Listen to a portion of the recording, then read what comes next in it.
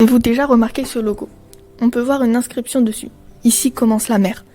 Il en existe plusieurs comme celui-ci dans les rues de Rouen. Étrange, non? Pourquoi cette inscription alors que nous sommes à des kilomètres de la mer? Bonjour, j'imagine que vous avez remarqué l'écusson qui est par terre là. Alors, est-ce que vous pouvez nous expliquer ce que ça Signifie quelque chose pour moi. Je viens de l'autre côté de la Terre, là où il y a des tortues en fait. J'habite en Polynésie française. Et donc le truc là, c'est pour indiquer aux gens de pas mettre n'importe quoi dans les égouts.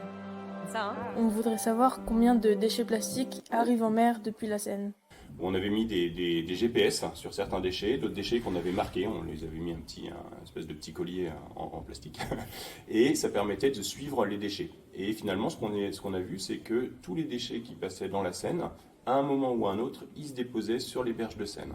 Quand il y avait une grande marée après, ils étaient repris, ils avançaient, ils reculaient, et finalement, ils mettaient beaucoup de temps pour passer de Pose, Rouen, Côte-Bec, enfin faire un peu tout le long de la Seine jusqu'en mer. Mais pourquoi ne voit-on pas les plastiques flotter?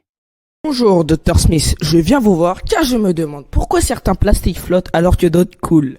C'est une excellente question. Je vais vous l'expliquer à l'aide d'une expérience. Voici du polystyrène. Je vais le mettre dans de l'eau. Il coule.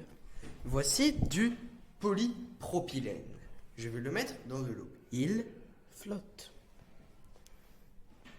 Voici un bac où flottent les plastiques qui ont une densité moins élevée que celle de l'eau et les plastiques qui sont au fond ont une densité plus élevée que celle de l'eau. Ah, c'est pour ça qu'environ 80% des plastiques sont au fond des océans. Face à la constatation alarmante de la présence significative de plastique piégé dans les eaux de la Seine, les autorités locales de la métropole de Rouen ont pris des mesures concrètes pour lutter contre cette pollution croissante. En 2020, la métropole de Rouen a installé les 3 premiers filets à Malonnet sur la rivière Cailly. D'un maillage de 6 mm, ils ont permis de récolter en un an plus de 2 tonnes de déchets, dont 1000 unités de plastique et de caoutchouc. Fort de ce succès, 4 nouveaux filets ont été installés par la suite. En dépit des mesures préventives, une partie des déchets plastiques échappe toujours à la capture. Nous nous sommes rendus dans un laboratoire pour comprendre ce phénomène.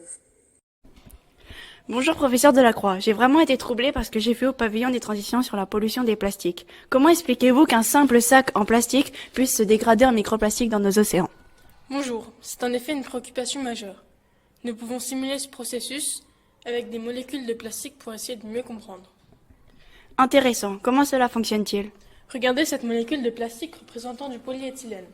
Si on l'expose à des conditions environnementales telles que la lumière du soleil, la chaleur, l'humidité, le sel ou les courants marins, elle commence à se dégrader. Il faut savoir que les principaux constituants du plastique se dégradent très lentement. Elles perdent en moyenne 1% de leur masse chaque année. C'est comme s'ils se cassaient en morceaux plus petits?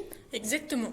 Et ces morceaux plus petits sont comme des microplastiques que l'on retrouve dans notre environnement. Et que se passe-t-il ensuite? Ces microplastiques peuvent être transportés par le vent, les courants marins, voire même être ingérés par des organismes marins. Cela crée un cycle de pollution très difficile à contrôler.